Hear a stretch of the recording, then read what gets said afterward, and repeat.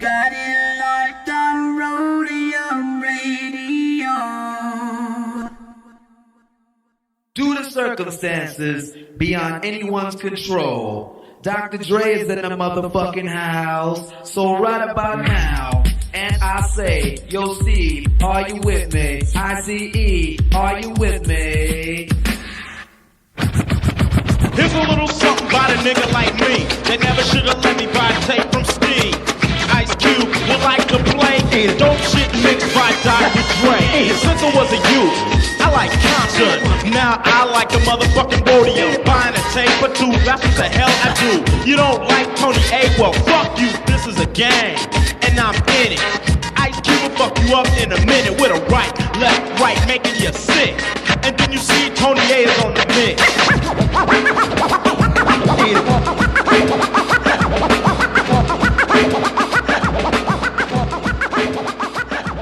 Tony A! Tony A! When you're ready, go.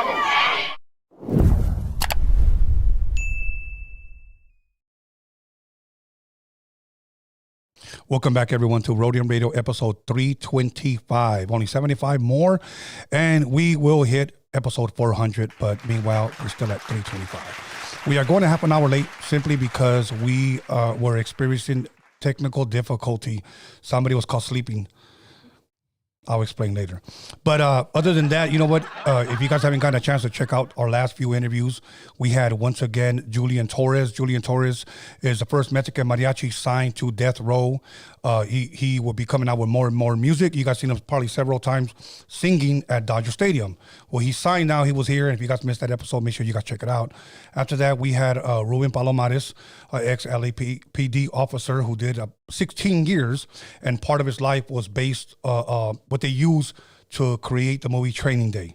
So make sure you guys check that out. Then we had Rashidi Harper here not too long ago. Rashidi Harper is responsible for directing Headliners Only, which is the 4-show documentary of Kevin Hart and Chris Rock.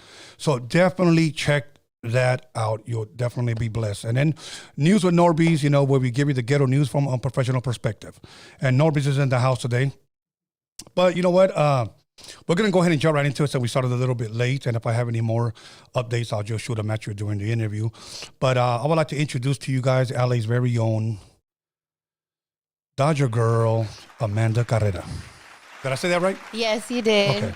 I just have so much to say that I was like, I don't want to mess up her name. So You did great. Thank you. So how are you doing today? I know it's kind of rainy today. The rain kind of slows things down, especially traffic. Yes, it was, the rain was crazy right now. It was a downpour. Yeah. Yeah, You know, but it was, we got through it. it's all good. You know what? And I apologize once again for starting late, but the technical difficulties that we talked about earlier sometimes causes this. So, but now as far as you, how is your week been going? I know it's only Wednesday. Let's go back to the weekend. Friday, Saturday, Sunday. I know you just got out of a studio session. Were you working this whole weekend? Yes. So this weekend was a busy weekend, studio session, and then I had 2 toy drive events that I performed at this weekend. One in the city of Downey. Shout out to Commitment Soldier and Commitment Queen. They held a really, really awesome toy drive for the community. And it was awesome there. And I got to perform at the Avenue 26. It's like a swap meet outdoor vibe. It was awesome. They had so many people there, so many kids getting toys. It was awesome. No, it's a beautiful thing when you could provide something like that for children, you know. It's the best. And Commitment Soldier, he's been here, I don't know, maybe 2 or 3 times. Oh, dope. Yeah. So I know him very, very well. So now, as far as like for people that are wondering who is LA's official Dodger girl, Amanda, where originally are you from? Like, where were you raised? I'm from La Puente, California. Okay. So the San Gabriel Valley. Shout out the 626. Yeah. So I pretty much grew up throughout San Gabriel Valley, but that's where I resided in the most. But I have so many memories. We moved a lot, so which is cool. I got to experience all different parts of the San Gabriel Valley, which is awesome. Okay, now I'm kind of curious, like, because I do get a lot of people that come through here and they say, "Oh, when I grew up, I moved around a lot." What was the reason for that? Because I wish me and my family could have moved around. When my family came from Mexico, they moved to Compton, and I was there till I was 9, and then I lived here my whole life. So I didn't move. That's cool. So that's why I'm asking, like, what was the reason for that? Just well, so my parents got divorced when I was like 4 or 5 years old. So my mom was a single mom. So we would move a lot, to different areas of like wherever she could afford at the time, and same with my dad. Like my dad, he would kind of move around a lot too. So that's one of the main reasons that we moved a lot was just for like financial reasons. And I lived with family. There was like time periods where I like lived in my grandma's house and my aunt's house just because my mom needed extra help at the time. So we would stay, with family members or just, move depending on the situation we were in at the time. Do you come from a big family? Like you got a lot of brothers, a lot of sisters? I only have one brother and one sister, but but it's cool. It's all love. I have a lot of cousins. So yeah, it's fun. I love my family is everything to me. I have a son. Okay. And so, and I love it. Like he's my only son, but I try to do as much with him as possible. Like he's my everything, and he's like my little homie for life. I always say, like, so it's cool. Like I always have, him with me as much as I can at all times. That's awesome. The reason why I asked is because I come from a big family, so our Thanksgivings and Halloweens and Christmases and New Year's were always awesome because I'm one of 10 kids. Oh, wow, that's cool. Yeah. that was when families, like, I guess they didn't have cable TV. Oh, you know what I'm saying? yeah. So they got busy. But yeah. But now, as far as like you growing up, and you said San Gabriel Valley. Yes. What elementary, middle school, or high school did you attend? So I went to a school called Holy Name of Mary, which is it's a Catholic private school in the city of San Dimas. And it was interesting because it was a predominantly Caucasian school with very few like Latinos, very few African Americans. So I had an interesting experience going there. I experienced like, I don't want to say racism, but yeah, I definitely felt like I experienced that growing up. I was definitely looked at different, and because like financially, like I wasn't super well off like the rest of the kids I went to school with. Like I felt like I was treated totally different type of thing. And but you know what, like I feel like that made me who I am today. Like experiencing being bullied and like going through stuff like that. I feel like it helps me. Like I love giving back to like especially kids and schools. Like, I mean, don't get me wrong, I'm not perfect. I had my moments in high school where I was kind of bad. I went to St. Lucy's for a year. It's an all-girls Catholic school in Glendora, and I did not like it one bit. I didn't like it to the point where I made myself get kicked out. Like, I wouldn't. I literally, because my mom was like so like adamant about me going there and staying there. She's like, no, you need to go there. And I was like, okay, fine. Like, if you're going to make me go there, I'll try it. I didn't like it. So there you have to get, like, good grades to get invited back. Right. So I just stopped doing my homework. I was like, I'm not going to do my work. Like, I mean, I was on the basketball team and stuff. So, like, that was cool. But, like, the girls there, no, it wasn't, like, the vibe. It just didn't like it. So I failed, got kicked out, got a letter. Like, my mom, I'll never forget that. Like, she got a letter saying basically I wasn't welcome back. And she told my whole family, you know how family, like, word spreads like so fast. So, she was telling everybody and, so I got in trouble for that. But then I had to go back. Like, they had a meeting with me at the school and they're like, do you want to go back? And I'm like, oh my gosh, like, I'm not trying to lie to like the nuns or anything. And I'm like, well, I'll try it out again, Went for another month and a half of sophomore year. I was like, Mom, like, I don't like it. I got to get out of here. So she let me transfer. I went to Diamond Bar High School. That's where I ended up graduating from. Oh, okay. Yeah. Now, what was the main difference between Diamond Bar and the Catholic school? Was it because it was just all girls maybe? And maybe you just looked at it a little bit different? and that maybe with the Diamond Bar High School, you just felt like I was just around real people? Like, yeah, definitely. Like, it was a total culture shock for sure. Like, I just felt like I could be myself at Diamond Bar. Like, I felt more accepted. Like, I could be who I want to be. Where at the other school, I felt like I had to be something specific or someone specific or fit into like a specific mold. And I was never like that. I always wanted to express myself and just, you know, like do me. So it was cool though. I got to meet a lot of cool people at Diamond Bar. Shout out Diamond Bar High School, Brahmas. Dope. Yeah. And that was my next question. You mentioned you played basketball. Did you play any sports growing up? Yes. I was a tomboy for sure. I played sports. I was never really into like cheer and stuff too much. I liked dance though. I liked hip hop, but sports wise, like basketball was like my main thing. I played volleyball, softball, baseball, played everything. But like, my dad had me in basketball clinics. Like, my sister's like a state champion. Shout out to my sister. Really? She went to Bishop Amat, and she's like so good.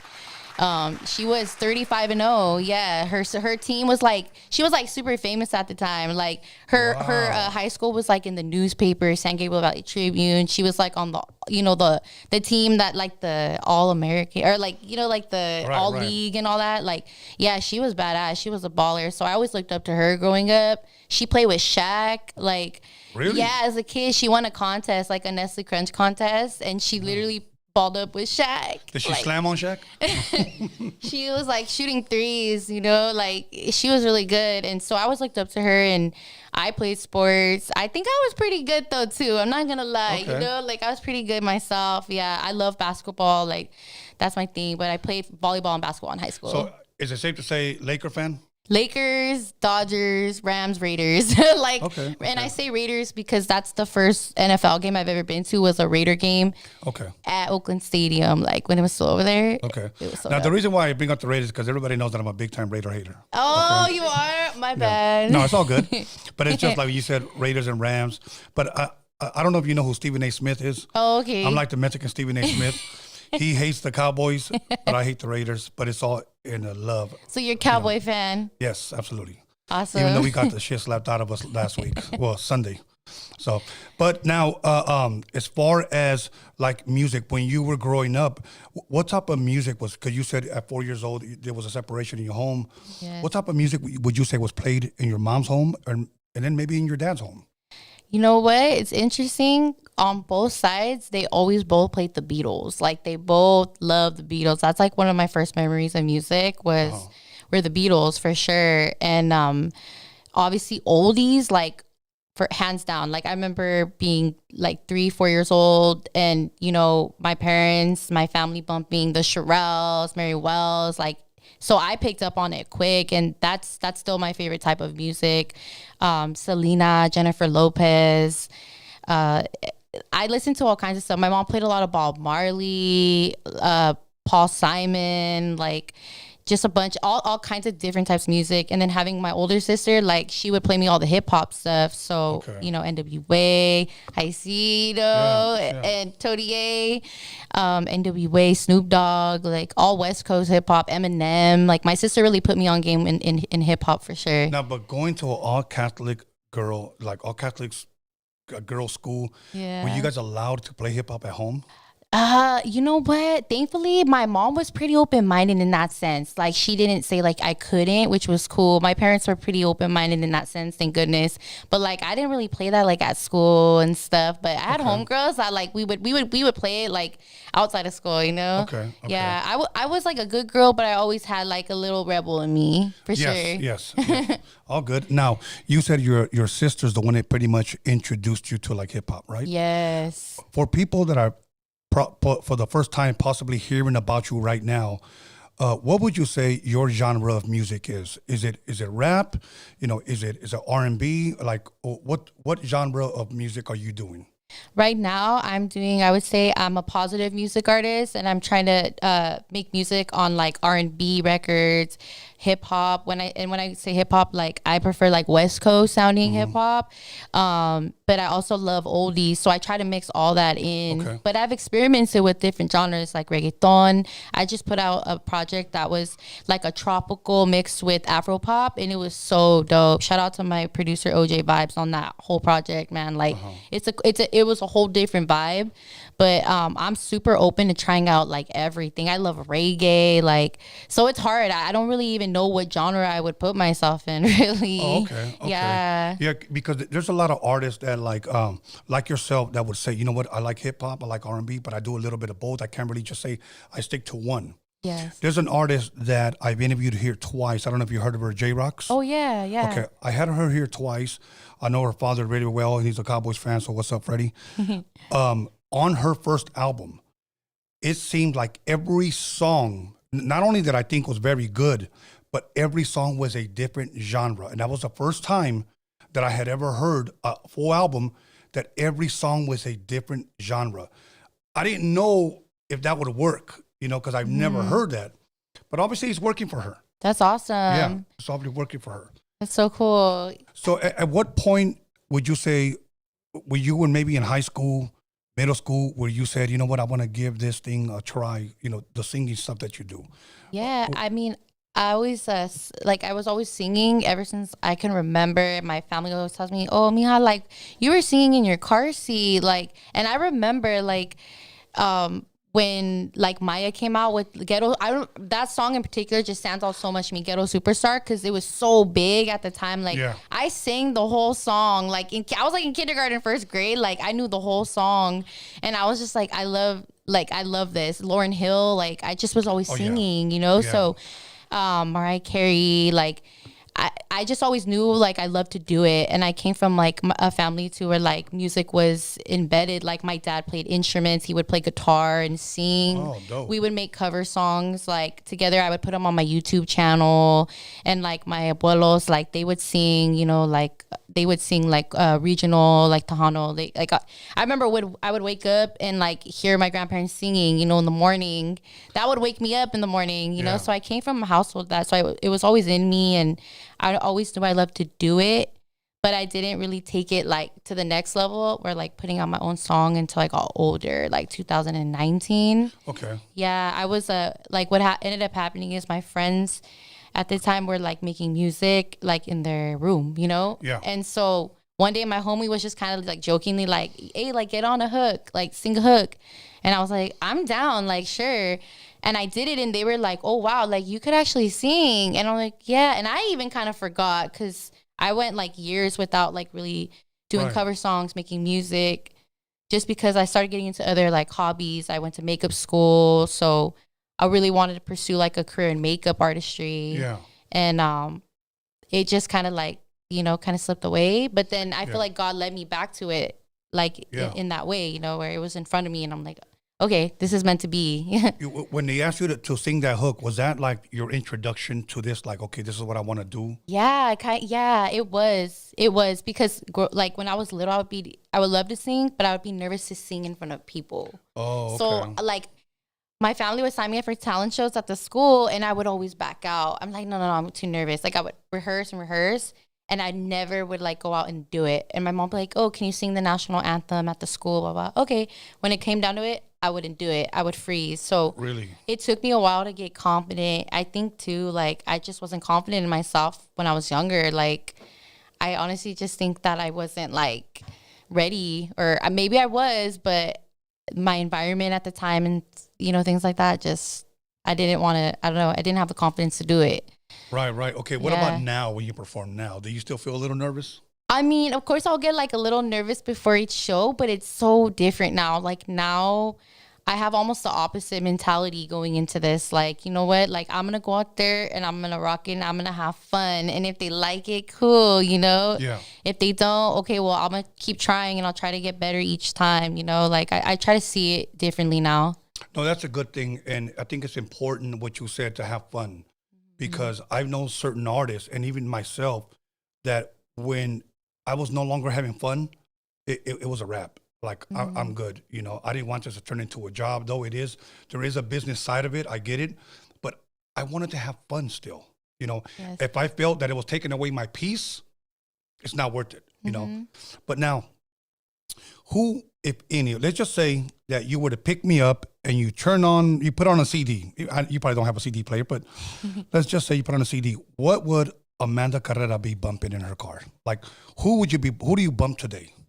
I bump like Lauryn Hill. I bump 90s, 2000 music to this day. I honestly don't really listen to the new music, USA. Like, I'll listen to it, but it's not what I prefer. Like, you won't really catch me like bumping that in my car. I love oldies and the Beatles. Like, I listen to a very like wide range of music, but it's really hardly ever anything mainstream or new, to be honest. It's right. It's always the old school stuff, really. And you know what's funny? That, okay, I meet this younger generation, you know, like yourself, and I noticed that the answers are almost the same. They like the old school more than the new stuff, okay? Earlier, I was talking and I was sharing with you guys how I used to have this drum machine and we only had 10 seconds of sampling time, okay? I shared this when I was with DJ Yella. We did a K-Day interview to promote Club Roadium where I met you, okay?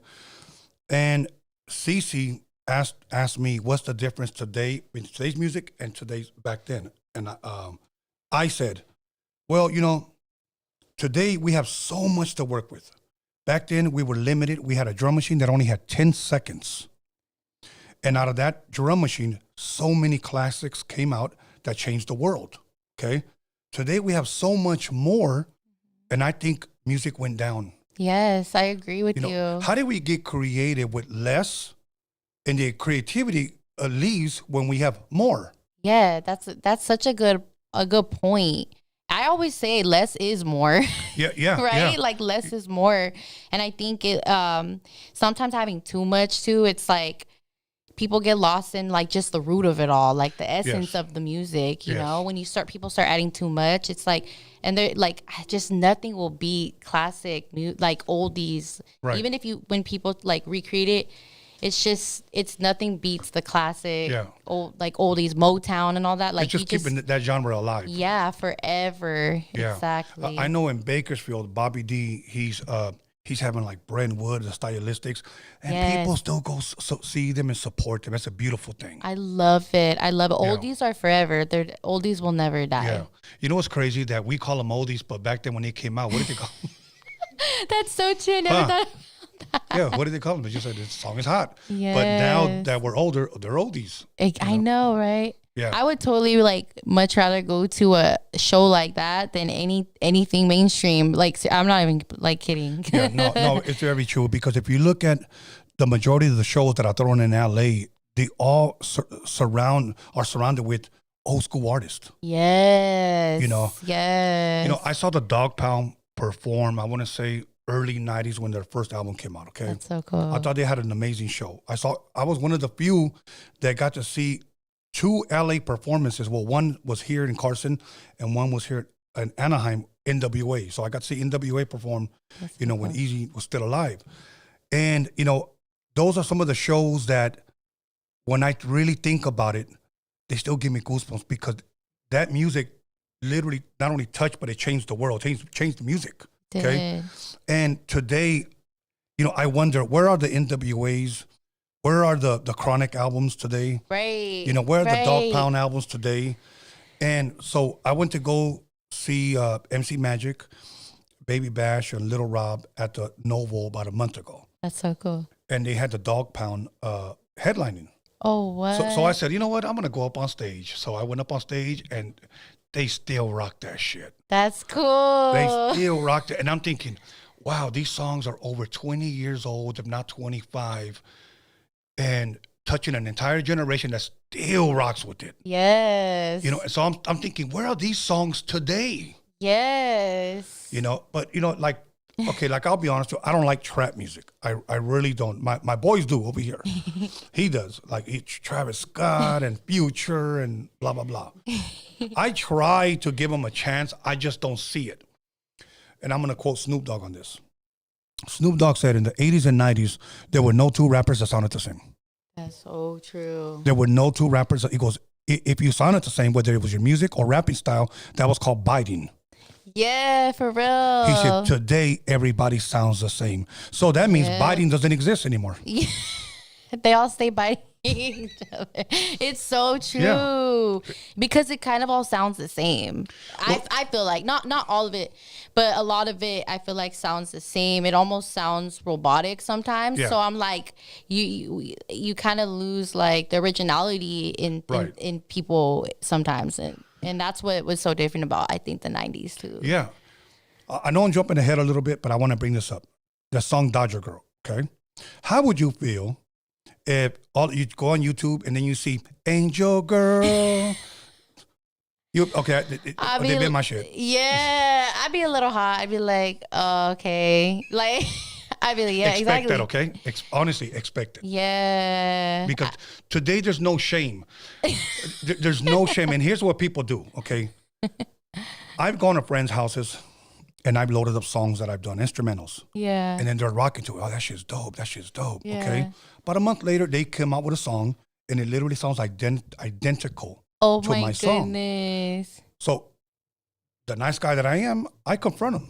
Like, hey, bro, that shit sounds just like my song. And instead of saying, I bit your shit, well, you inspired me.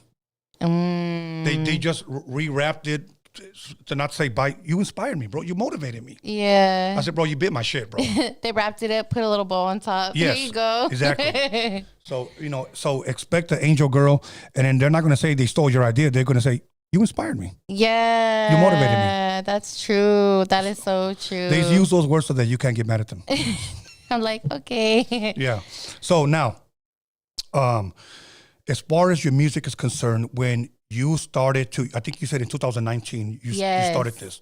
Yes. What did you do for music as far as production? Did you, because I get a lot of people, you might have done this because I think this is the trend.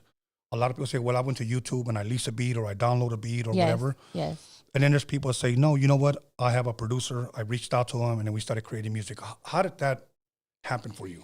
So it was pretty much the second one you said. It was like right place, right time. I came across a producer named Max Lewis. Shout out Max Lewis.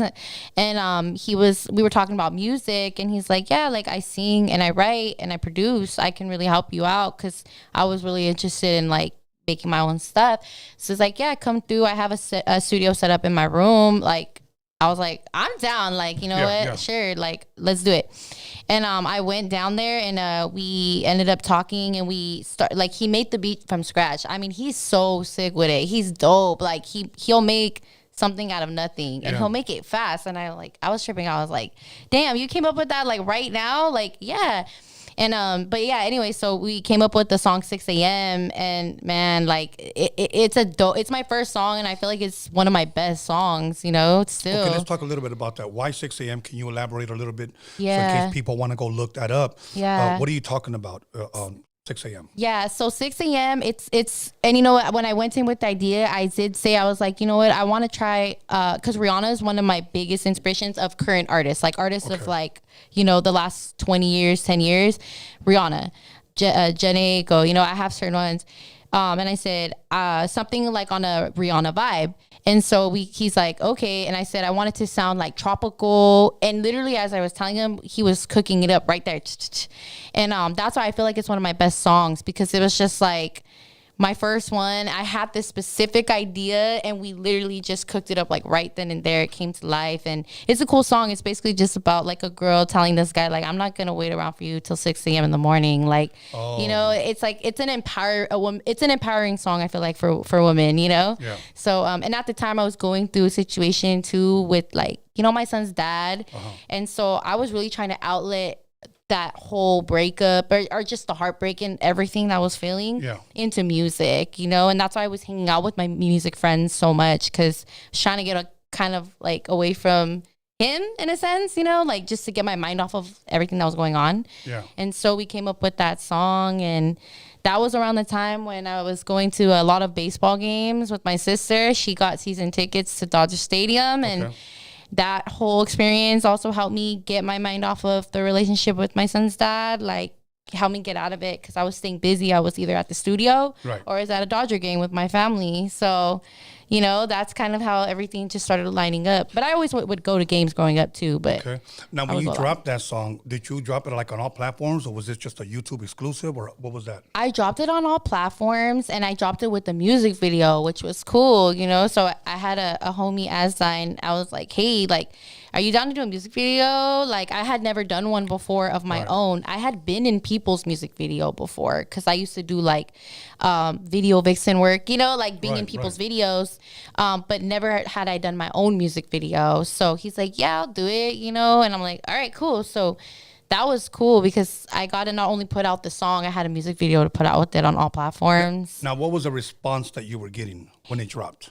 Honestly, like at first, people were kind of confused because I wasn't really promoting myself as a singer. I just kind of dropped it, you know, like I dropped it on people. Like I didn't really know too much about promotion and marketing myself back then. Right. So I just kind of like, hey, I'm going to drop a song. But it did well. Like people liked it and they were kind of shocked. They're like, oh, I didn't even know you sang.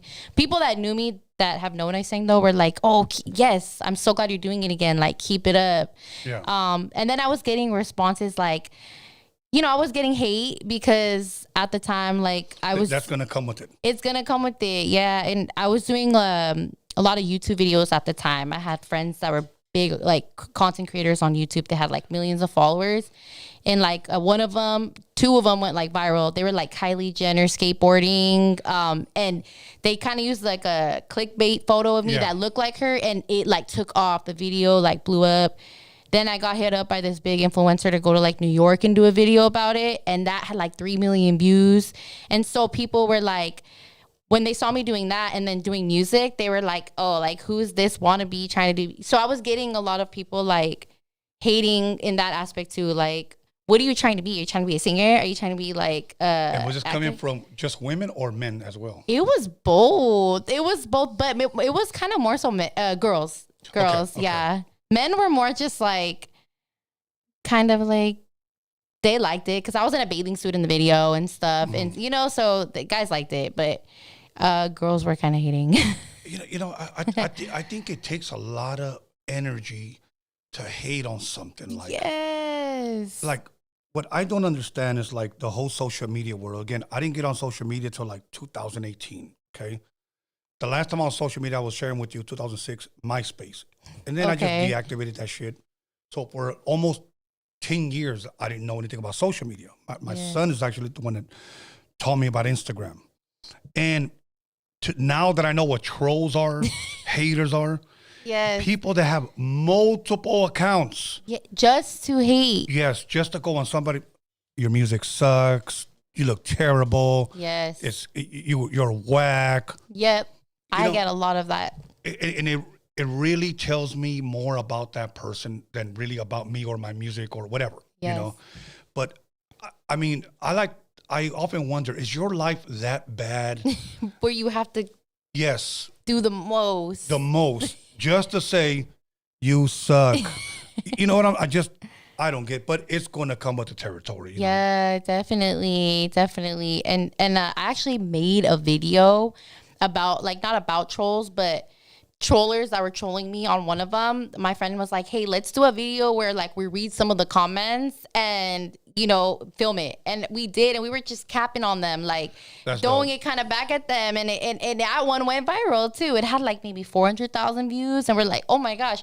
But it was funny because before, when I was younger, I would take things to heart, and that's just what comes with it, with putting yourself out there and being on social media, doing music and stuff, entertainment. Like, it's what's gonna come. So I've had to just like, okay, like roll with it, you know. Do you still deal with it today?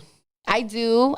It's not as much. You'd be surprised too how much sometimes, like, even your own like friends can like kind of sneak jab, and I'm like, wait, what did you? I'm so confused. You know, like sometimes it's your own like people. Yeah.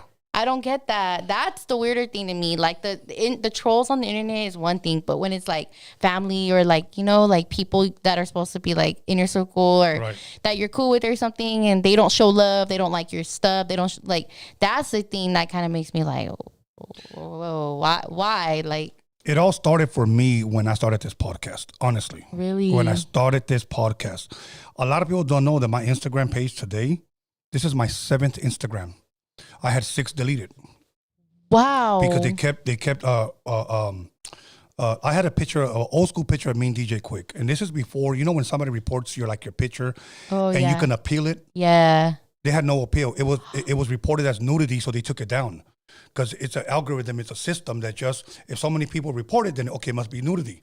The same person was probably going on your thing from different accounts, hating, like, I'm reporting his page. I'm going to get it. Yeah. That's man, they got way too much time. This person has time. So this is my 7th. I've never had a page longer than a year. Wow. Yeah. That's ridiculous. Yeah, so January 31st will be this page's anniversary. Wow. Yeah, but it all started, and it's sad to say it always comes from your own people. Yeah, I don't know. I don't get that. I don't get it either. I don't get involved, but I will say this, and I'm probably answering this for you. I've never met a hater in person. That part. So we'll leave it at that. They exist on YouTube and on fake pages. Yes. So now, I overheard you share that you have a Dodger Girl story. Is that what it is? Yes. Okay. The story of Dodger Girl. Okay. How was that created? Well, okay, so Dodger Girl was created because I've always loved the Dodgers. It's not like just a baseball team for me. It's like, it's an essence for me. Yeah. It's it goes back to my roots. Like, my grandpa really did live down Stadium Way. Like, he would walk to the stadium, with his brothers to the games when, like, the parking was like $0.25 and the tickets were like $1 to get in, the hot dogs were like, 50 cents, whatever. Like, he always tells me the stories. Like, yeah, it was basically like my backyard, we would always go up there, watch the ball game, blah, blah, blah. And he's always complaining about the prices now, and I get it, because he's like, man, back in the day, we were getting into the games for like $1. You could have box seats for $7, and I get it. And now it's like, the prices are like a lot and stuff. So it's cool always hearing his stories. So it's in my roots, Yeah. And my great grandfather was a custodial worker at Dodger Stadium, so he was one of the janitors there.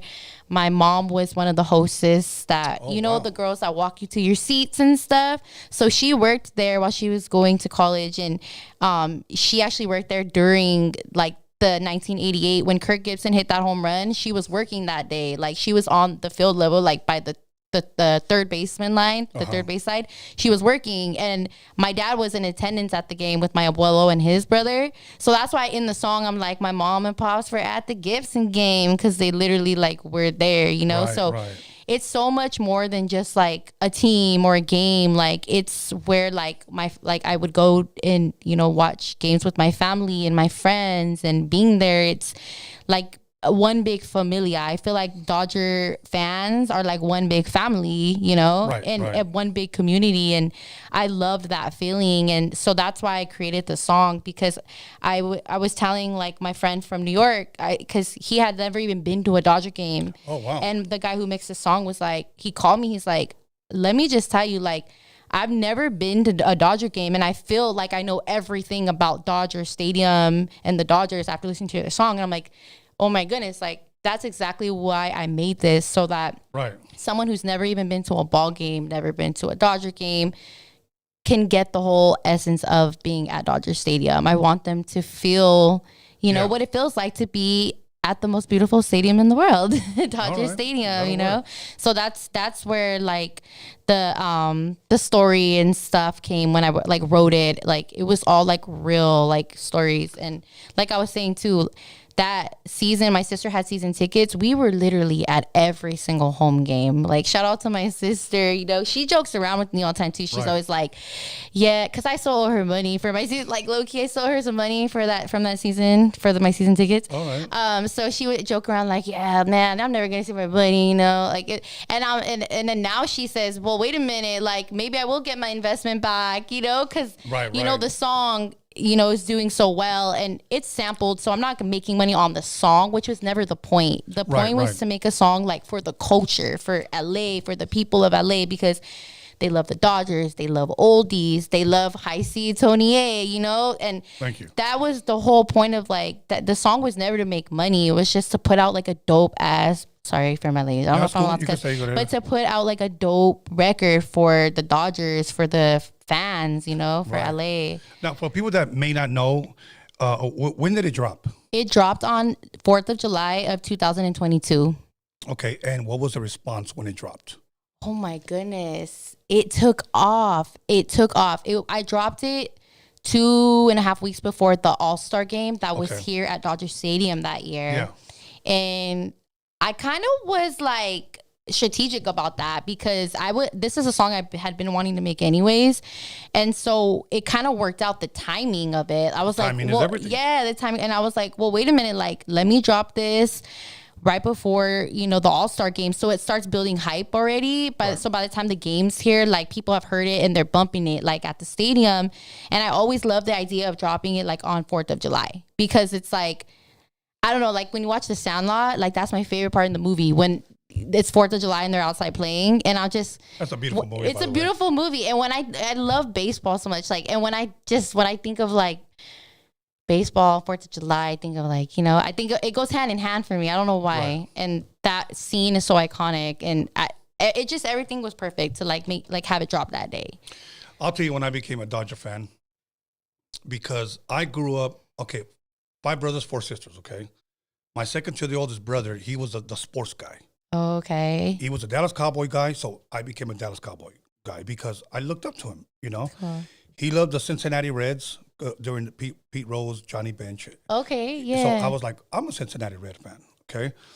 He liked Notre Dame college football. Oh, that's my favorite college football team too. Shout out Notre Dame, yeah. That became my favorite. And then, of course, he liked Lakers. Of course, he would support the Kings and stuff like that, but that was pretty much it. Now, when Fernando Valenzuela started playing, I was telling him, hey, man, this is like a guy, he's pretty good. He's Mexican and blah, blah, blah. And I don't want to say he left the Cincinnati Reds, but he became a Dodgers fan as well. So I told him, I'm just going to be a Dodgers fan because of him. That's dope. So I kind of left the Cincinnati thing alone. But I remember hearing on the news when Fernando would pitch, whenever he would wind up, he would always look up. Yes. And so when I went, I took binoculars and I just wanted to look at his eyes, and it was true. Every time he wind up, he always look up and then, you know, throw the pitch. That's so cool. Yeah, it was weird, but and I've seen the documentaries on him, but that's when I became a fan. Now, this year, I decided not to support the Dodgers. I'm going to be real with you. And believe me, I'm not trying to hate, because that's my team, but I talked a gang of shit about them, and I'll tell you why. When they did that Sisters of Perpetual Indulgement thing. Okay, yes. That's when I was like, okay, first you say get out of here, and then the Angels get them, and then you call them back.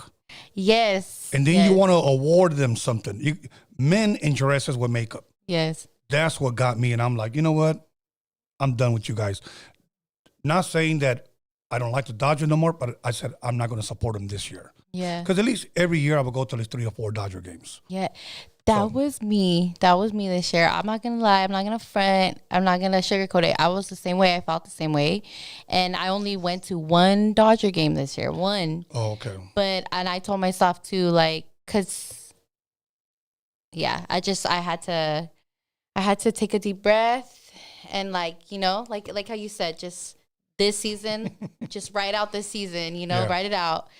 But yeah, so, you know, we'll see how next year, if what they're going to do, because I don't know. It's sometimes it's like a relationship. You go up, you go down. It's like a roller coaster ride, you know. Did you get any slack because of that?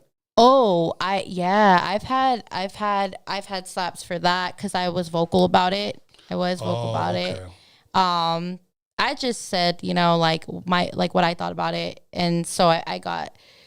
But for the most part, I got support though. To be honest, it was more so people supporting like what I had to say, because I think people agreed, but they were too afraid to say anything, and so people were like, well, "That's dope that you said something," you know. You know, it really truly speaks volumes, because today, you know, and I'm going to say it like this: I often say we live in a generation that claims that They don't give a fuck. Yeah. But this same generation is easily offended.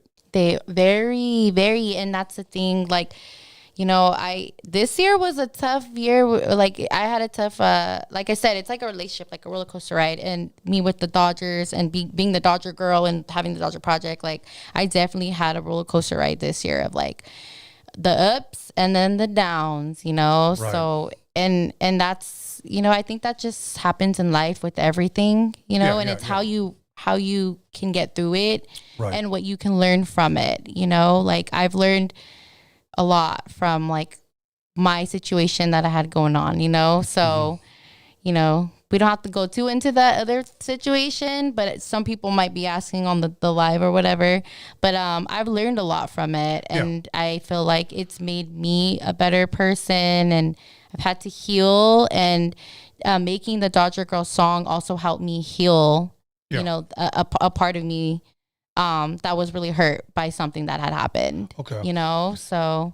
And you know what? I mean, just so that people may not know, even some of the Dodger players didn't even approve of that. Yeah, I know like Clayton Kershaw was like a big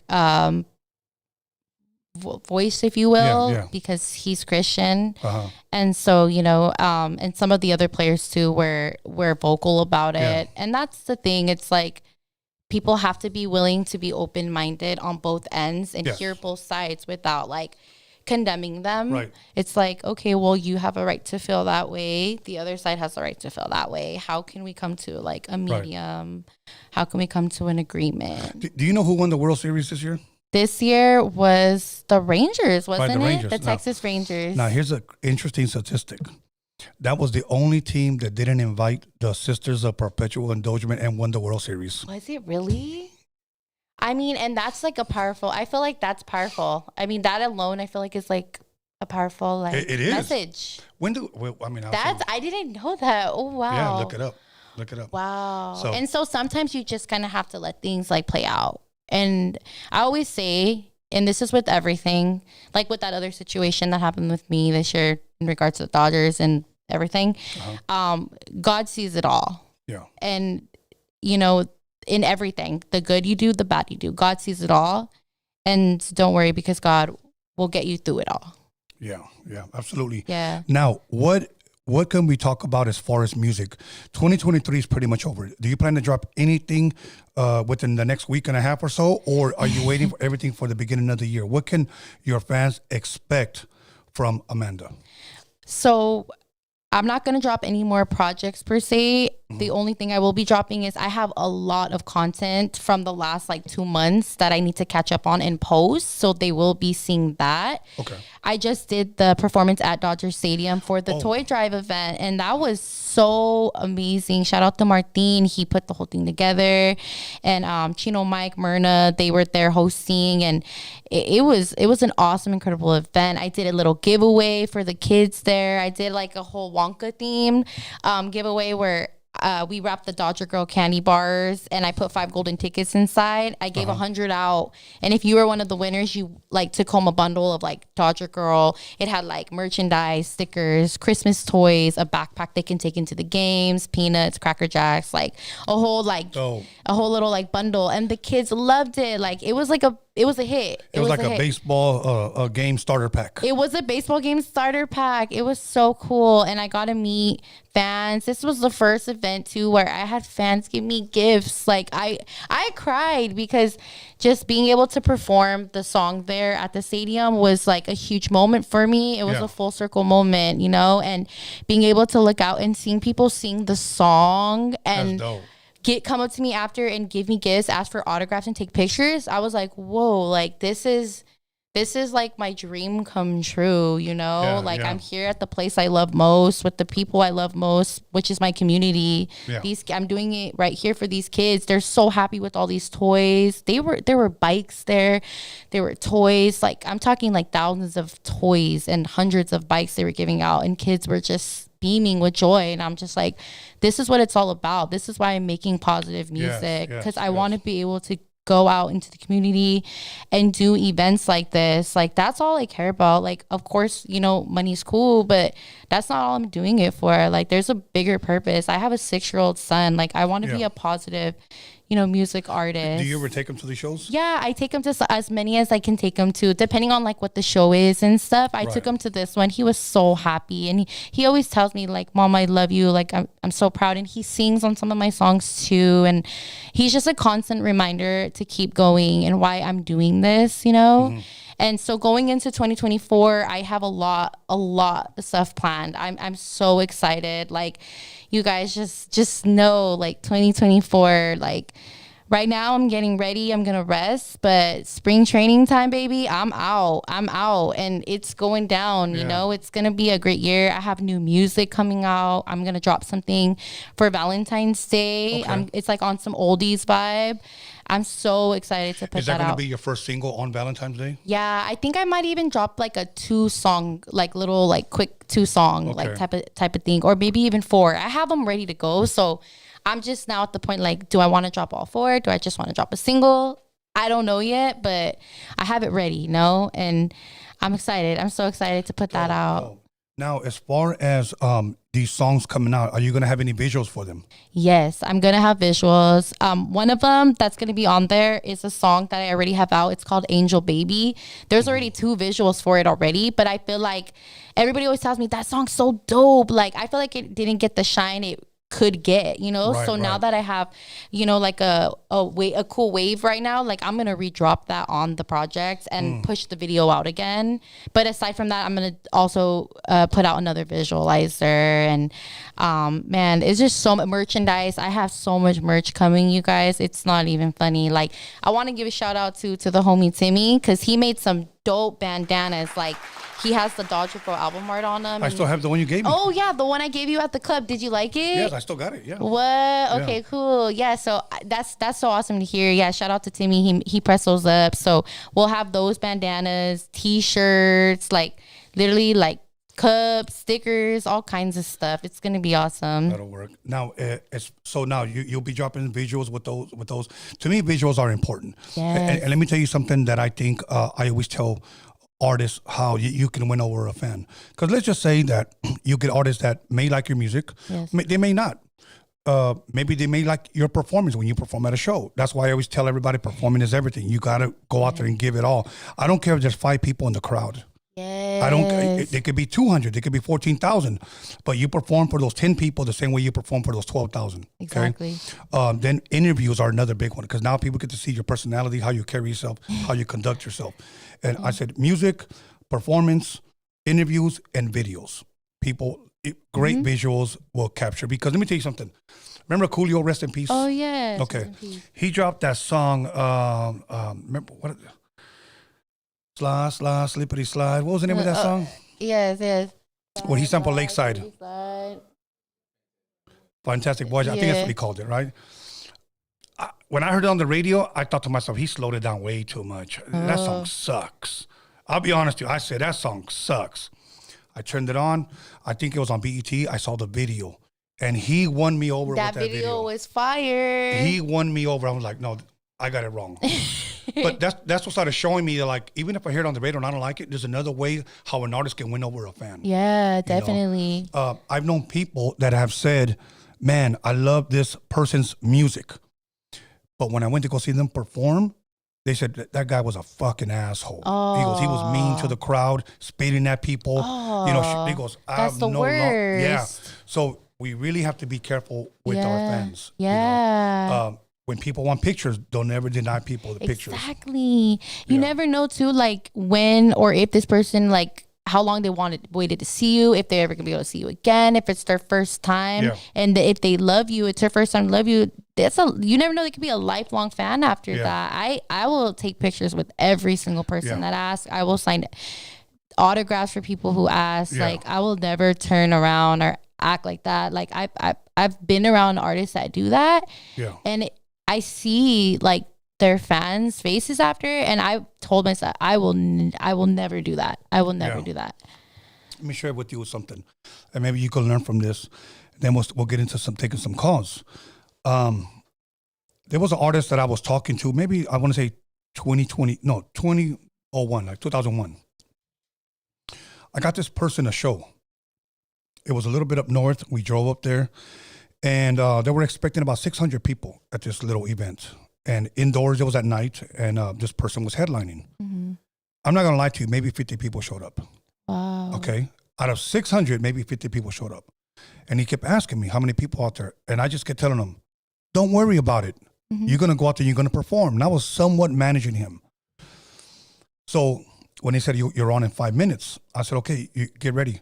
And he was like, how many people? And I said, about 50. And then he said, I'm not going out there. Oh. And I said, why?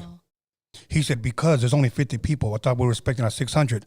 And I said, and that promoter put $2,500 in your pocket to perform tonight for 15 minutes. Mm-hmm. And he goes, you're right. So go give those 50 people a dope ass show because you got paid $2,500. Yes, the best show ever. Yeah, you know? And you know what? And he did rock it. That's awesome. And those 50 people showed up and paid their money to see him perform. But he was only trying to do it. He wanted his cake and eat it too. Those shows are unpredictable. I've done shows with Sugar Free, with DJ Quick, Second to None, High C, AMG. And there's been maybe 1,000 people, 10,000 people at stadiums. Mm-hmm. One time, a couple of years back, I'm DJing for all of them. Quick was there, Sugar Free was there, AMG, Second to None, High C. We go, you know how many people show to this club? No damn lie. No lie. About 20. Wow. About 20 people showed up. And you know what? And we still went out there and rocked that shit. That's badass. Yeah, that's we still what's went up. out there. But yeah, these shows, a lot of them are unpredictable. Mm-hmm. And a lot of them, I'm going to tell you why, and I want you to look at and pay attention to some of the crowds. The reason why it looks like some people are not enjoying shows today, because they're too busy doing this. Yeah. Back then, when we didn't have this, everybody was doing this. Everybody.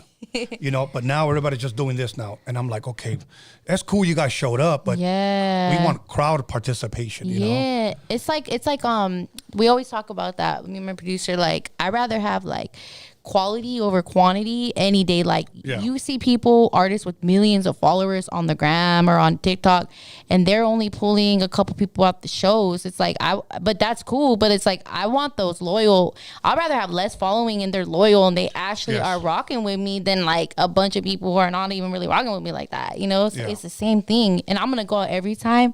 But even if it's one person in that crowd, I'm going to give that person the best show I can ever give them. Yeah. Okay. Last story. There was a guy that on Instagram, he has almost 1 million followers, okay? Mm-hmm. And I could have swore they were fake, I'll be honest with you. Mm-hmm. And he convinced a promoter friend of mine to give him $5,000, and he was going to guarantee to sell out this club. This club maybe held about 500 people. Okay. And they were charging $25 at the door. But he wanted to headline. So he had a lot of these little, I need this, I need this, I need this. And the promoter asked me, do you think I should give it to him? And I said, bro, I don't think he's going to pull anybody in. You know, and then he was like, are you sure? He goes, but he's got a big name on Instagram. I go, look, bro, you're trying to pull in a popular rapper, not a dope rapper. That's what you're doing. Mm-hmm. And he was like, well, I'm going to go for it. Okay. So you know what? He invited me and I went. Sat there. The guy showed up with a whole entourage. We're chilling. You know how many people showed up to that club? 25. Wow. And that taught him a lesson. And I said, do not go for this, he's hot right now type of shit, bro. Mm-hmm. My thing is this, and some people get mad at me when I said this. I said, like, okay, you got all them following, but where are the hits? Yeah. Where the... That's so true. You know, where are the hits? Well, this song right here got 1 million on TikTok. Where are the hits? Yep. I have to say a shout out to Dax B. He's here in the house. Give him all the shout outs, yeah. Shout out Dax. Shout out Chills, my sister. Dax B was the one who produced the Dodger Girl song with me. Yeah, and like he was telling you before we got here too, because at first I was like, we were doing the I'm Your Puppet. Right. The I'm Your Puppet. The original one, you know? Huh, Dax? We were rocking with that. And I was like, hey, Dax, can we try? You know, I was like, can we try the version with High C, Tony A? It's a little more hip hop. So we call Rhythm up too, huh?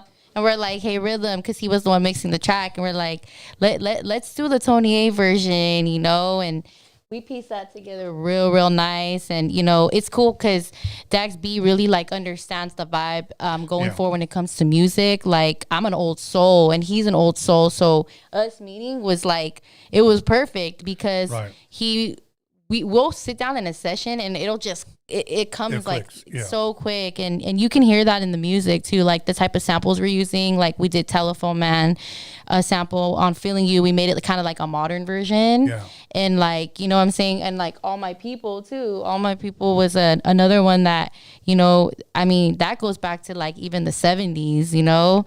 So like, it's cool. It's dope. Like I have to give him a huge shout out because That's he's dope. the biggest part of my music team right now. Is he your only producer right now? He's my main producer right now. Yeah. Okay. And then like I said, I'll go off, like I'll do projects with other producers too. Like I'll do projects or songs with other producers. Shout out OJ Vibes, Rhythm Brug, my homie Emmy, Max Lewis, you know. I hope I'm not forgetting anybody. Am I? But I'm like, am I? I apologize if I am. You know, it's all good. I get kind of nervous on podcasts. I'm over here trying to write down that number that we're about to call. Oh, okay, yeah, for sure. So I want to give a shout out to my team for sure because without them, I wouldn't be sitting here right here today. You know, and they all bring something so dope to the table each time we sit down and make music together. Dope. Yeah, and Chills right here. This is my homie Chills. He's been filming me. We're putting together a documentary. You were telling me that. Yeah. So this documentary, how's that coming along? It's coming along so good. So we got a documentary coming out in 2024. It's the Dodger Girl documentary. So stay tuned. Now, using that name Dodger, have you faced any type of legal cease and desist or any legal action against you? No, I haven't, not yet. You know, knock on. You know, I've been praying to God and to the baseball gods of the world. I'm like Tommy Lasorda, Vince Scully. Right. I'm all like Babe Ruth. Like y'all have my back on this one, because you know, like I'm doing this for the culture. I'm doing it for the people. Like, you know, I hope they don't come at me like on some stuff like that. On some legal shit. But I mean, of course, you know they could, but it's all love. Like I mean, I know it's there, so I'm willing to, you know, talk. You know, okay, sure, yeah. I'm just trying to show y'all some love. You show me some love. That would be dope, you know? Yes, absolutely. So, yeah. Alex, are we connected? Okay, cool. Let's go ahead and put these headphones on and let's go ahead and make that phone call. And after the phone call, after he gets on the phone, you can go ahead and put up the number. Okay. Let me see. Okay, let me know if you can hear yourself. Can you hear yourself? Testing. Yeah, I can hear myself. Okay, cool. Let's go ahead and make that phone call. When he answers, you know who that is, right? Yeah. So, okay, cool. All right, let's see. Let's see if he picks up. Hello. Hi, Bert. What's up? Hey, it's Amanda. I'm here with Tony A. the Wizard. We are live on Roadium Radio right now. Oh, really? Yes. Merry Christmas to everybody. Merry Christmas and Happy New Year. So you got the Dodger girl on. Thank you. This girl is going to be phenomenal for 2024. Awesome. Trust me. This girl's got a lot of talent, a lot of love for her community and her people, and we are so excited at FanFest Vegas to start working with her. And awesome. I got some good news for her today. Really? I just got you booked to do your Dodger Girl for the Sober Super Bowl party on Super Bowl Sunday here in Las Vegas. What? Oh, yeah. What? Thank you. Oh, man, I'm so excited. This is going to be so much fun. And you're booked in New Orleans for April for you and 20,000 people to watch you sing. Are you don't serious? let me down, girl. Oh, my goodness. Yeah, we don't want to go in the bayou in New Orleans. Oh, my goodness. And everything. So thank you so much. The people of L.A. listen to the station. You guys have no idea. This girl could be the Selena of rap, of being a rap artist and representing Selena and Jennifer Lopez. She's that good. Awesome. Thank you so much, Bert. I can't wait. We got the whole spring training tour. You already know coming. And tell that beautiful guy interviewing you, he needs to get his butt down to Vegas, and we'll hook him up with a bunch of interviews during Super Bowl week. Perfect. Yeah, he's listening right now. Yeah, yes, let's sir. do it. Thank you so much, You need Bert. to come on down to Vegas, and we'll get you hooked up with some interviews and stuff. Absolutely. I really appreciate you taking time out with our girl here. I met her Sunday when we did that toy drive, and I was just like, why is she on the road, and what can we do to help her? And what stole my heart was that little girl took off her necklace and gave it to her. It reminded me of Selena, because I knew Selena back in Houston back in the day, and how all the young women and stuff would just admire her, and I just think she's got something special on her. Awesome. And everything. So to all your listeners, 2024, we're going to rock it. We're going to roll it. And I want to appreciate you interviewing her on the radio, and everybody follow her social media, because She's going to be dynamic for 2024. Absolutely. Thank you. Yeah. All Thank right. you. Thanks, my brother. Thank you, my so bro. much. Stay blessed. Thank you. Thank you. Alex, go ahead and put up the number. I said when we take that call, put up the number, okay, everybody? Wow. We got the number right there. If anybody wants to call and talk to Amanda, ask her a question about her music, her visuals, booking her, whatever, just go ahead and call. And wow, that was a blessing. That was a blessing. I just found out literally like the stuff he told me. I can't even. I'm overwhelmed right now. I really did not know any of that. Hey, you know what? He made it happen. Oh my goodness! Okay, he was guys. telling me that day about the Super Bowl weekend and all that. And he's gonna make some phone calls and stuff like that. But that's wild. I just feel like God's really with me right now. Awesome. Okay. Well, give you guys a chance. I had a lot of you guys DM me talking about you guys were going to call in, and now all of a sudden you guys are freezing up. So once again, we have her on the phone. If not, we're just going to forget the phone calls and just continue to talk about her music. So once again, let me see. All right. We're waiting on you guys. That's why I had wanted you to put up the number earlier, but it's all good. So Amanda, so once again, you're going to be dropping pretty much 2 singles, possibly you said Valentine's or possibly a little bit before, right? Yes, Okay. yes. I'm so excited. They're like some cool love songs on an oldies vibe. I'm excited. It's going to be so much fun.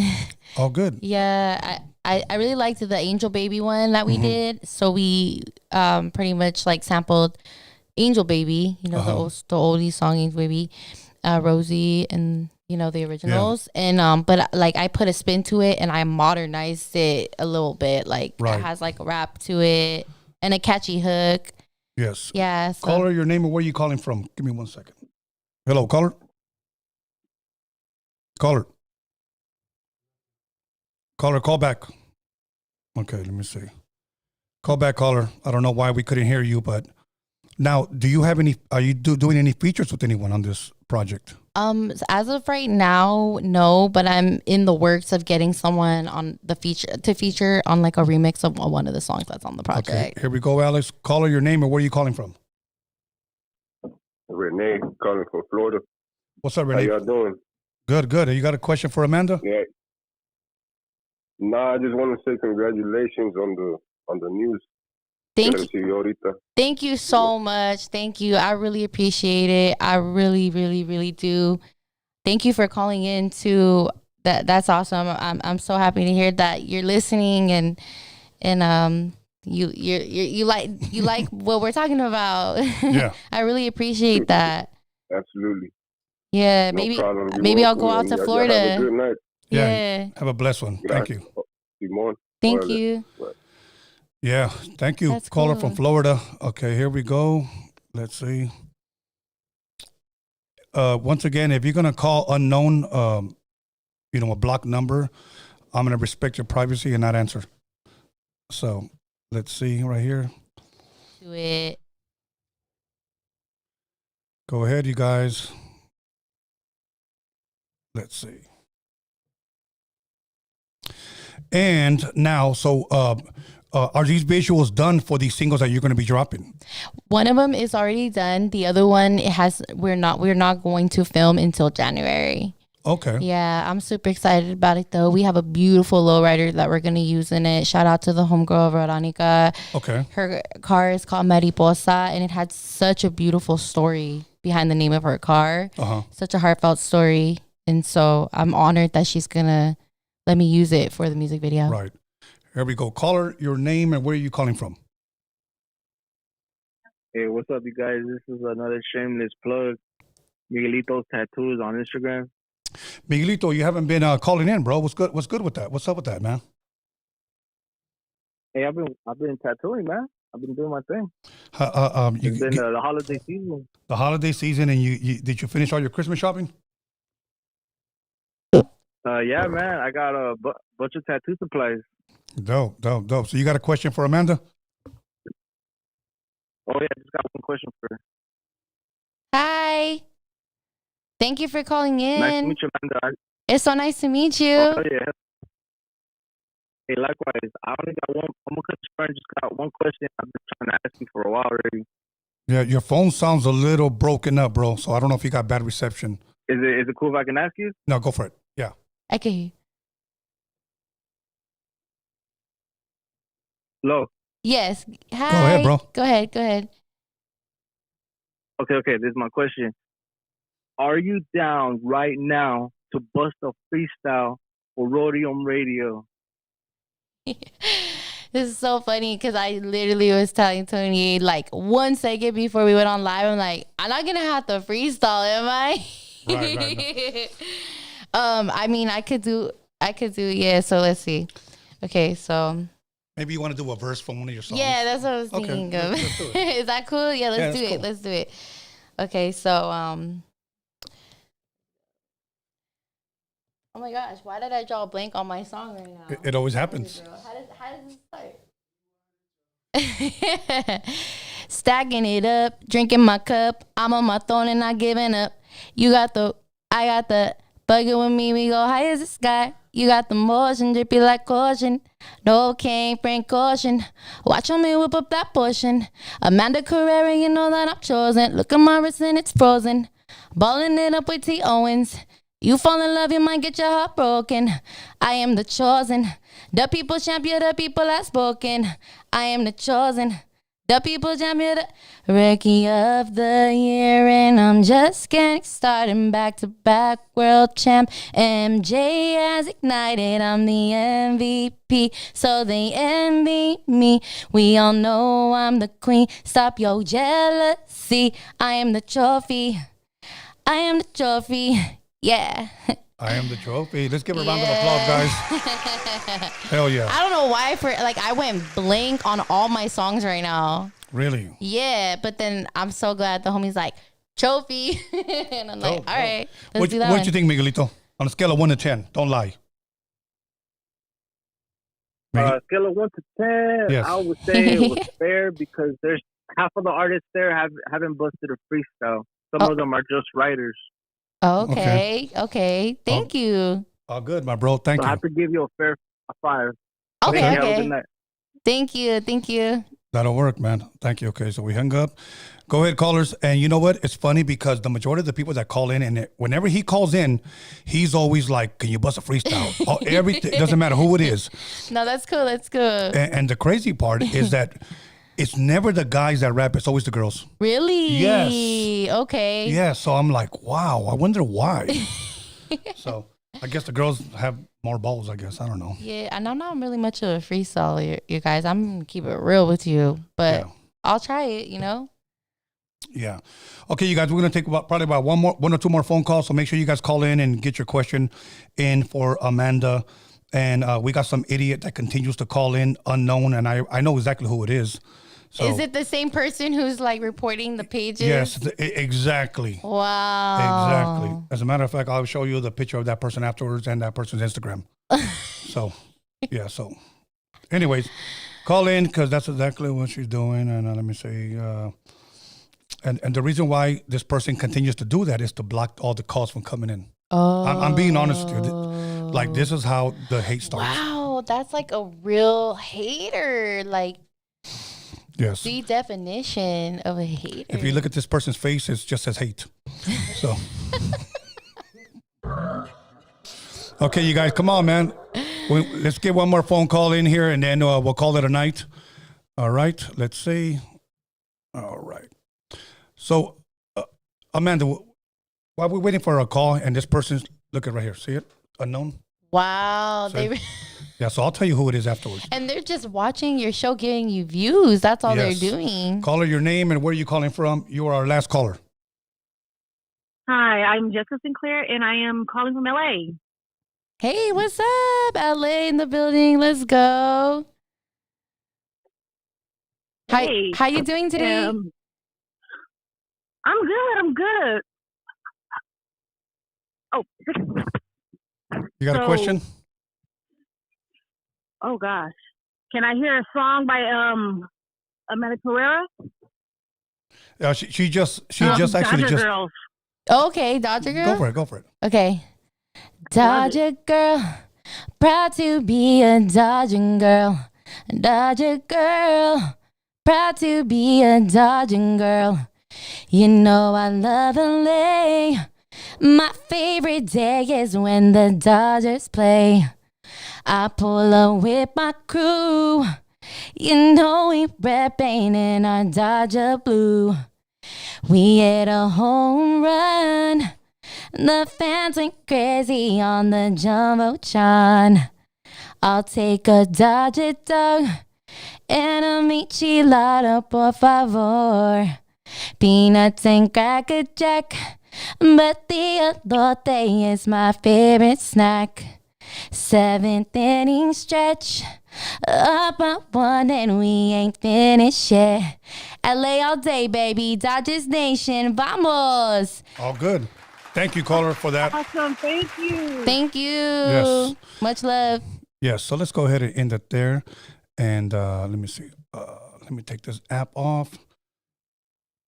And that was so cool. Thank you guys for calling in. I appreciate it. Yes, absolutely.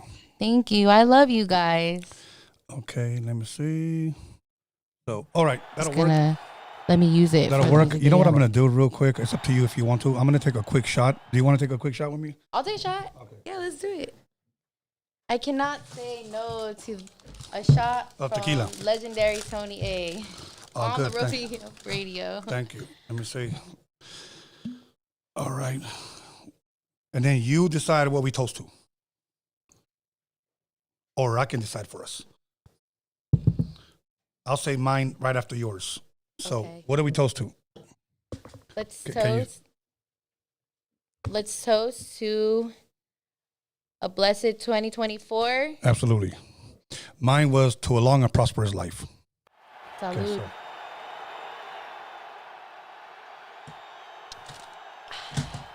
Damn.